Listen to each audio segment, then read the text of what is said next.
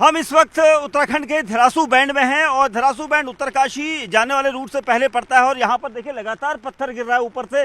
और ये देखिए ऊपर देखिए नसीब सिंह ऊपर तो बिल्कुल जूम करके दिखाएंगे, देखिए ऊपर से किस तरह से पत्थर गिर रहा है। और ये पत्थर इस वक्त बहुत खतरनाक हो जाता है क्योंकि हम रात से लगातार अलग अलग रूट पर देख रहे हैं और इस रूट पर आप देखेंगे वहाँ हमने बस रुकवा दी है। ये देखिए इस तरह से पत्थर गिर रहा है क्योंकि कंक्रीट गिर रही है, उसके बाद मलबा यहाँ पर गिर रहा है क्योंकि ऊपर पहाड़ी जो है उसका मलबा आकर यहाँ पर देखिए इस तरह से पत्थर गिर रहा है, जिससे ये रास्ता बिल्कुल यहाँ पर खतरनाक हो जाता है। और इसीलिए हमने उस सामने से आने वाली बस को भी रोका हुआ है और आप देखेंगे ऊपर से लगातार पत्थर जो है वो गिर रहा है और इस पत्थर गिरने की वजह से रास्ता हर बार कहीं ना कहीं परेशानी पैदा करता है। ये देखिए पत्थर की कंक्रीट जो आ रही है, हम धीरे धीरे अपनी गाड़ियों को इस तरह से निकाल रहे हैं। आप देखेंगे हमारी गाड़ियाँ जो हैं इस तरह से, हम अपनी गाड़ियों को इस तरह से निकाल रहे हैं। और ये धरासू बैंड यहाँ पर इसलिए फंसे हैं क्योंकि रात भर हमें अलग अलग रूटों पर परेशान किया गया है और वो सब इसलिए क्योंकि पहाड़ियाँ लगातार दरक रही हैं, हर जगह पर मलबा आ रहा है और इस वजह से ये देखिए पत्थर इस तरह से यहाँ पर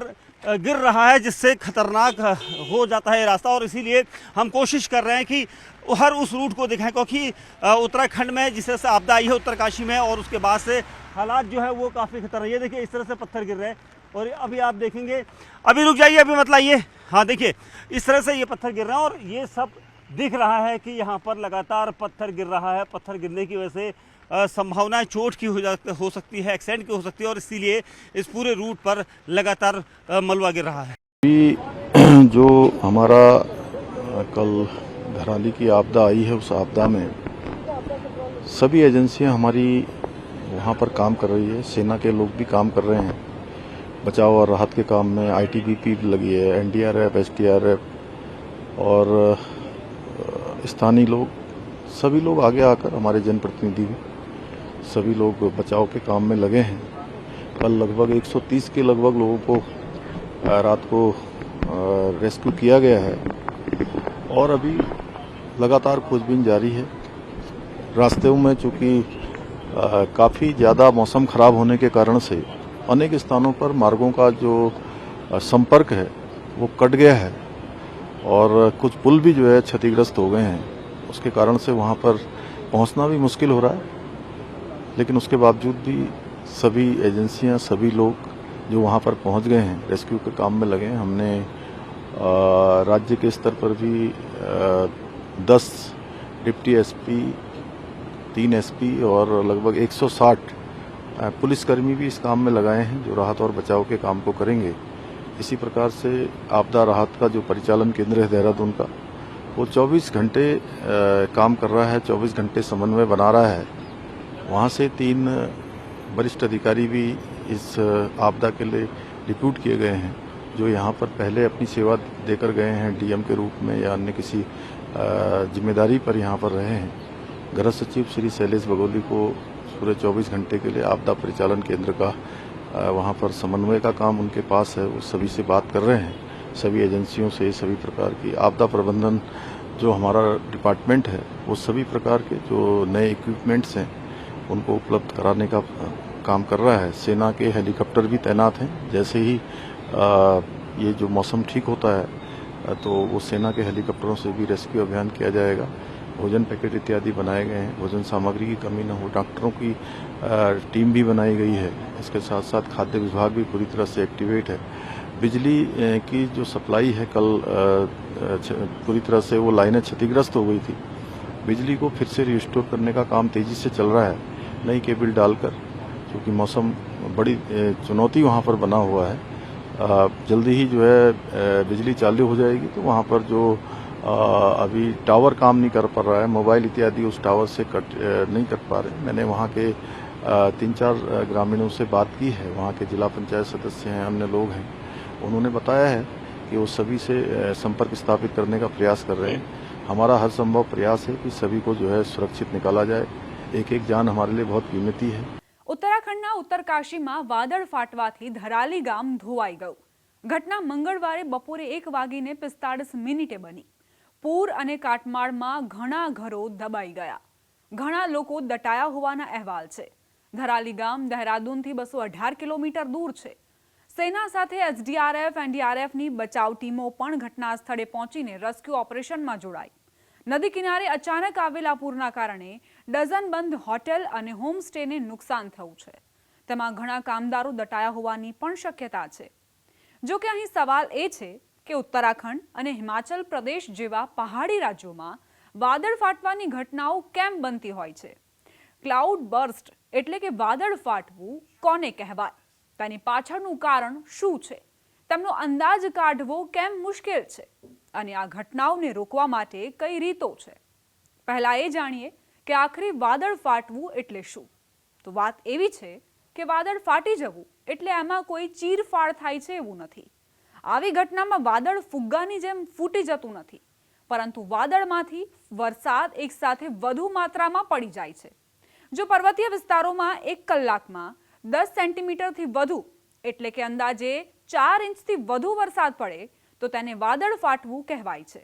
મોટી માત્રામાં પાણીનો ફેલાવો માત્ર એક સંપત્તિને જ નહીં પરંતુ માનવ જીવનને પણ નુકસાન પહોંચાડે છે. નિષ્ણાંતોના મતે વાદળ ફાટવું એ ખૂબ જ નાના પાયાની ઘટના છે અને તે મોટે ભાગે હિમાલય અથવા પશ્ચિમ ઘાટના પર્વતીય પ્રદેશોમાં થાય છે. જ્યારે ચોમાસાની ગરમ હવા ઠંડી હવાને મળે છે ત્યારે તે મોટા વાદળો બનાવે છે. આ ટોપોગ્રાફી અથવા ભૌગોલિક પરિબળોને કારણે પણ થાય છે.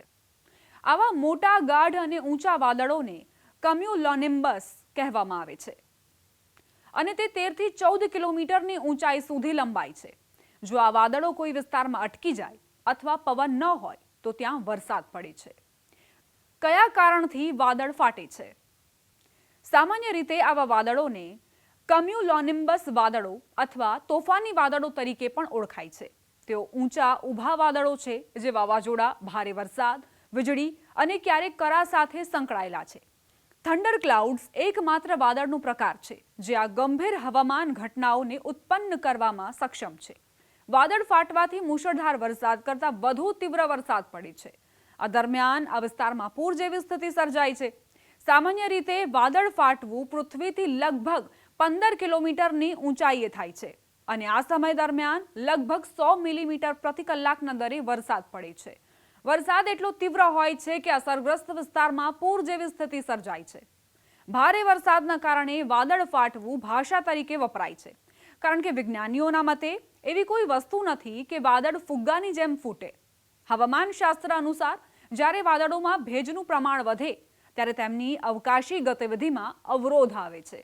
આવી સ્થિતિમાં ઘનીકરણ ખૂબ જ ઝડપથી શરૂ થાય છે અને કેટલાક લાખ લીટર પાણી મર્યાદિત વિસ્તારમાં પૃથ્વી પર પડે છે. પાણીના ઝડપી પ્રવાહના કારણે બાંધકામો અને વસ્તુઓને ઘણું નુકસાન થાય છે. ભારતના સંદર્ભમાં જ્યારે ચોમાસાની ઋતુમાં ભેજ સમૃદ્ધ વાદળો ઉત્તર તરફ જાય છે ત્યારે હિમાલય તેમના માર્ગમાં મુખ્ય અવરોધ તરીકે કામ કરે છે. એટલું જ નહીં, જ્યારે ભેજથી ભરેલા વાદળો ગરમ પવનના ઝાપટા સાથે અથડાય છે ત્યારે પણ વાદળ ફાટવા જેવી ઘટના બની શકે છે. શા માટે તેમની આગાહી કરવી મુશ્કેલ છે તે પણ જાણી લઈએ. IMDના એક અહેવાલ મુજબ ક્લાઉડ બર્સ્ટ આ ઘટનાની આગાહી કરવી મુશ્કેલ છે કારણ કે તે જગ્યા અને સમયના સંદર્ભમાં ખૂબ જ નાના પાયે થાય છે. આને મોનિટર કરવા માટે અથવા ત્વરિત માહિતી આપવા માટે અમને એવા વિસ્તારોમાં ખૂબ જ ગાઢ રડાર નેટવર્કની જરૂર પડશે જ્યાં આવી ઘટનાઓ વારંવાર બનતી હોય અથવા અમારી પાસે ખૂબ જ ઉચ્ચ રિઝોલ્યુશન હવામાન આગાહી મોડેલ હશે. એવું કહેવામાં આવ્યું છે કે વાદળ ફાટવાની ઘટનાઓ મેદાની વિસ્તારોમાં પણ બને છે, પરંતુ પર્વતીય વિસ્તારોમાં કેટલાક ભૌગોલિક પરિબળોના કારણે આવી ઘટનાઓ વધુ બને છે. નિષ્ણાંતો અનુસાર વાદળ ફાટવાની આગાહી કરી શકાતી નથી, પરંતુ તેઓ ચોક્કસપણે ભારે વરસાદની ચેતવણી આપે છે. વાદળ ફાટવાની ઘણી ઘટનાઓ શોધી શકાતી નથી કારણ કે જ્યાં આવી ઘટના બને છે ત્યાં દરેક જગ્યાએ ઓટોમેટિક વેધર સ્ટેશન હોય તે જરૂરી નથી. આ સિવાય બીજું મોટું કારણ એ છે કે આ ઘટનાઓ બહુ ઓછા સમય માટે થાય છે. આ કોઈ સામાન્ય હવામાનની ઘટના નથી. તે જાનમાલને નુકસાનની સાથે લોકોના જીવન માટે જોખમ ઊભું કરે છે. ક્લાઉડ બર્સ્ટની ઘટનાઓની આગાહી કરવી મુશ્કેલ છે, પરંતુ DWR એટલે કે ડોપલર વેધર રડાર આ કાર્યમાં ખૂબ મદદરૂપ સાબિત થઈ શકે છે. ડોપલર વેધર રડાર એ એક વિશિષ્ટ રડાર સિસ્ટમ છે જે ડોપલર ઇફેક્ટનો ઉપયોગ વરસાદના વેગ અને અન્ય હવામાન ઘટનાઓને માપવા માટે કરે છે. આવી અસાધારણ ઘટનાઓની ગતિ અને તીવ્રતા વિશે વિગતવાર માહિતી પ્રદાન કરે છે. આ ટેકનોલોજી હવામાનની સચોટ આગાહી માટે મહત્વપૂર્ણ છે, ખાસ કરીને તોફાન અને વાવાઝોડા જેવી ગંભીર હવામાન ઘટનાઓની આગાહી કરવા માટે. શું આ ઘટનાઓને રોકવા માટે કોઈ રીતો છે? દરેક કુદરતી ઘટનાઓની જેમ વાદળ ફાટવાની ઘટના આપણે અટકાવી શકતા નથી, પરંતુ પાણીનો યોગ્ય નિકાલ, મકાનોનું યોગ્ય બાંધકામ, જંગલ વિસ્તાર અને કુદરત સાથે સુમેળમાં ચાલવાથી તેનાથી થતા નુકસાનને ઘટાડી શકાય છે. એવું માનવામાં આવે છે કે વાદળ ફાટવાની ઘટનાઓ માત્ર પર્વતીય વિસ્તારોમાં જ બને છે. જો કે વર્ષ 2005માં મુંબઈમાં પણ વાદળ ફાટવાની ઘટના બની હતી.